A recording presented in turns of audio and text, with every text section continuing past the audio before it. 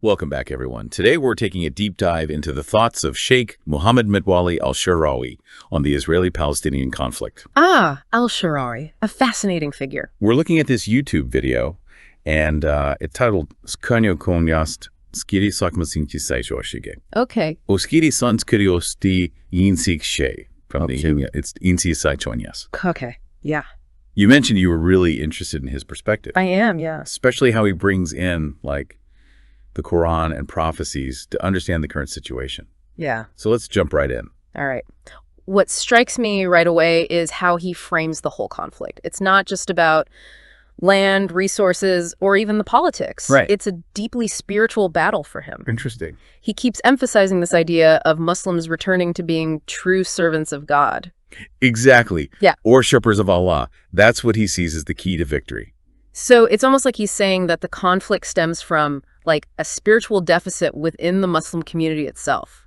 Yeah, that's a really good way to put it. He even suggests that, like, the animosity from Jewish people is a direct consequence of Muslims straying from the path of God. Wow, that's a pretty strong statement. It implies some kind of divine consequence. It does. It's a bold claim, for sure. Yeah. So it's not just about reclaiming land or political power. It's about reclaiming a spiritual state. Precisely. And this is where his interpretation of Quranic prophecies comes in. Okay, right. So he links current events, like the presence of Jewish people in Jerusalem, to specific prophecies. Exactly. And what's interesting is he's not alone in this. He even tells a story about Islamic scholars rejoicing when they heard that Jewish people had entered Jerusalem. Wait, really? That seems a bit counterintuitive. Why would they celebrate something that, at least on the surface, looks like a setback? Because they saw it as fulfilling God's word. Like a confirmation. A confirmation of the prophecy. Al-Sha'rawi specifically points to Surah 17.7.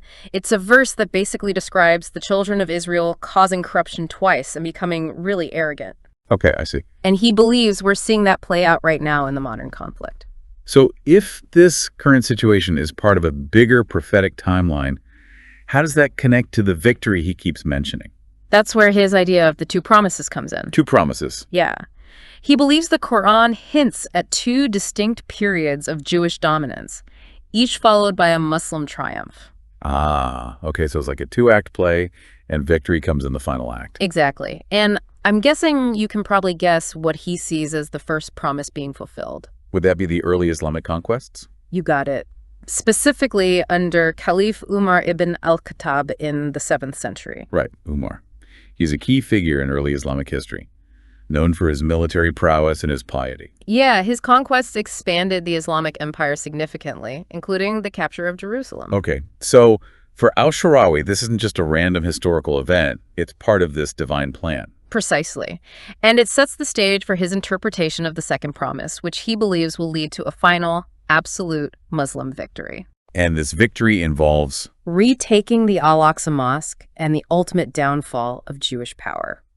So even though he's talking about prophecies and spiritual battles, there are very real, tangible outcomes woven into his interpretations. Absolutely. And he doesn't shy away from those consequences either. He specifically describes the second promise as involving the downfall, humiliation, and expulsion of Jewish people from Jerusalem.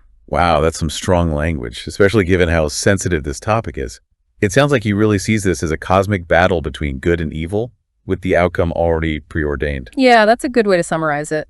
And what's fascinating is how he uses language and imagery to drive his point home. Like, he keeps using the act of entering and exiting the Al-Aqsa Mosque as this powerful symbol. It's not just about the physical space, is it? Not at all. It represents dominance and defeat on a much larger scale. It's almost as if he's saying that whoever controls the Al-Aqsa controls the whole narrative. I think that's a really insightful observation. And then there's the phrase he uses, anestugendre, which means to disfigure their faces. That's pretty harsh. It goes beyond just winning a battle. It evokes this visceral image of utter defeat and humiliation. Yeah, no sugarcoating there. But here's what I find interesting. Even while predicting this downfall, he acknowledges that Jewish people will continue to build and rise for a while. Yeah. It's like he's acknowledging the current political reality while still holding firm to his belief in an inevitable outcome. It's a complex and multi-layered argument, that's for sure. And I think it reveals a lot about how Al-Sha'rawi sees the world. He's not just reacting to events, he's interpreting them through this very specific lens. A lens shaped by his understanding of religious texts and prophecies. Exactly. And that lens has some pretty big implications for how he views potential solutions to the conflict. So we're seeing how Al-Sha'rawi views this conflict through a very particular lens. Yeah, like a religious lens, right?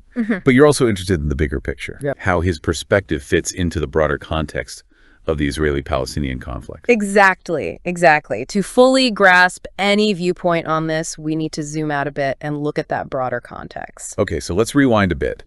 Where do we even begin with the history? Well, the roots of this conflict, they go back over a century.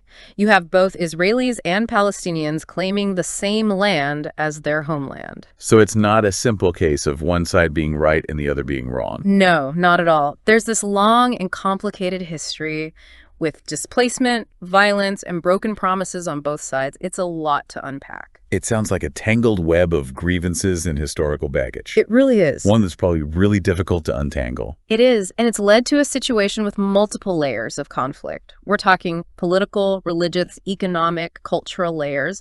You've got these competing national narratives, different interpretations of history, and a deep-seated mistrust that's built up over generations. It's important to remember that even within Israeli and Palestinian societies, there's a wide range of perspectives. Yeah. It's not a monolithic conflict on either side. You're absolutely right. You have Israelis who advocate for a two-state solution. Right. Those who support the settlement movement. Right. And those who believe in a single binational state. And then on the Palestinian side. Similarly, you have those who support armed resistance, those who favor negotiation, and others working on grassroots peace initiatives.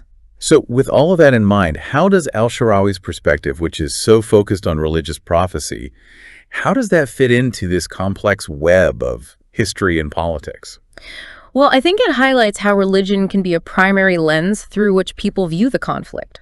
For some, it's not just a factor. Right. It's the defining factor. And one that shapes everything. Yeah, and influences their views on potential solutions as well. It's like he's suggesting that achieving a specific spiritual state, like fulfilling God's will, Yes. is the key to resolving all these other issues. Right. That's a really good way to put it. It's a powerful message, especially when religion plays such a central role in people's lives. Yeah. But it also raises some questions about how this kind of framing impacts the search for a peaceful resolution. Right, because if you're convinced that the outcome is already determined by prophecy, does that make you more or less likely to compromise? That's the million-dollar question, isn't it? We need to understand how these beliefs influence behavior and attitudes towards the conflict. And it's not just about Islam either. There are Jewish interpretations of scripture that relate to the land of Israel and its significance. We're dealing with multiple religious narratives, each with its own claims. So it seems like this adds yet another layer of complexity to an already complicated situation. It definitely does. And that's what makes this conflict so challenging. It's not just about land or politics. It's about these deeply held beliefs and identities. Right, which are then intertwined with those tangible things. So we've got this incredibly complex historical and geopolitical backdrop. And we've got Al-Sha'rawi's perspective heavily influenced by his interpretation of the Quran. What does all of this mean for understanding the conflict? Are there any possibilities for peace? Well, I think one of the most important takeaways is recognizing the multiplicity of perspectives. There isn't just one right way to understand this. And acknowledging that religion plays a significant role for many on both sides is crucial. We can't ignore that. But we also need to be aware of the potential downsides of solely viewing it through a religious lens, right? Yeah, definitely. It can lead to a sense of inevitability, a belief that compromise is impossible because the outcome is, like, preordained. So where do we go from here? How do we even begin to approach such a deeply entrenched conflict with so many facets? That's the question, isn't it? There are no easy answers. Any potential solution requires a tremendous amount of effort, empathy, and a willingness to really grapple with the complexities. It all seems so daunting. Yeah. Are there any reasons to be hopeful? Well, I think recognizing the multiplicity of perspectives is a good starting point. It lets us move beyond these simplistic good guys and bad guys narratives. Right. And acknowledge the humanity of everyone involved. And maybe that opens the door to some much-needed dialogue and understanding. Exactly. It's about creating spaces for people to listen to each other, share their stories, and start building bridges of empathy and trust. That sounds like a long and difficult process, It is. but also essential if we want to move toward a more peaceful future. I agree. So this is where you come in, dear listener. We've delved into Al-Sha'rawi's perspective, rooted in his understanding of the Quran, and we've touched upon this broader historical and geopolitical context. But what does this mean for you? So we've examined Al-Sha'rawi's perspective, explored the history, the politics, and even touched upon the many viewpoints within both Israeli and Palestinian societies.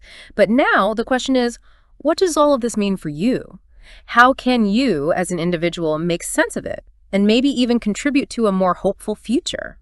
It's a lot to process, especially with a conflict as deeply rooted and emotionally charged as this one. It's true. But you've already taken a huge step by engaging with this material and wanting to understand more. We've been piecing together this giant jigsaw puzzle, haven't we?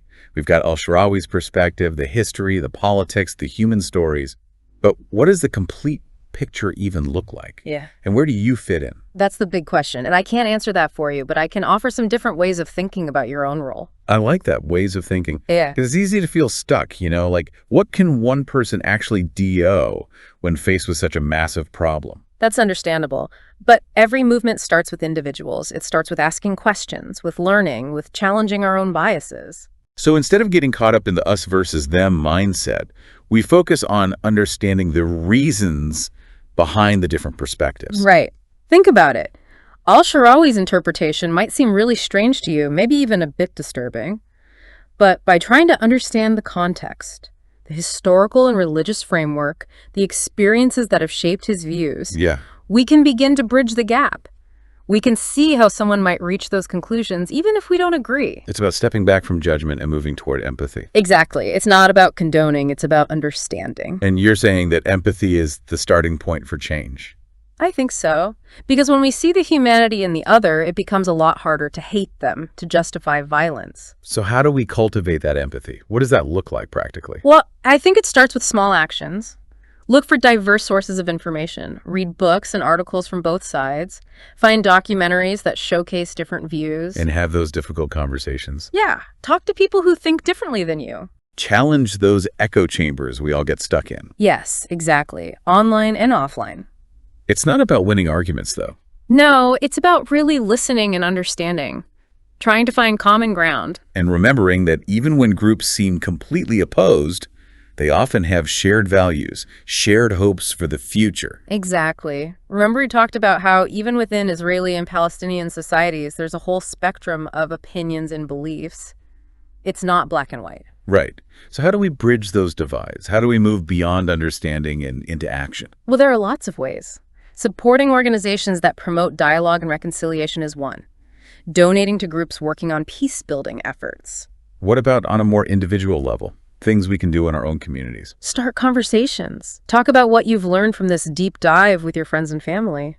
Challenge stereotypes when you hear them. Use your voice. Exactly. And it might feel small, but even small actions, when enough people take them, can create real change. A ripple effect. Yes. And it's important to remember, change doesn't happen overnight. There will be bumps along the way, moments of frustration. But working toward peace is worth it. It requires our commitment, our attention. It's about planting seeds, giving them time and care, and trusting that eventually they'll grow. I like that. And maybe those seeds you plant today will inspire others to do the same, and that spreads even further. So, as we wrap up this deep dive, we leave you with one last thought. What will you do with what you've learned? What actions will you take, even if they seem small, to contribute to a more peaceful world? Remember, the power to create change is within each of us. Thank you all for joining us on this deep dive. Keep learning, keep questioning, and keep striving for a world where peace isn't just a hope, but a reality.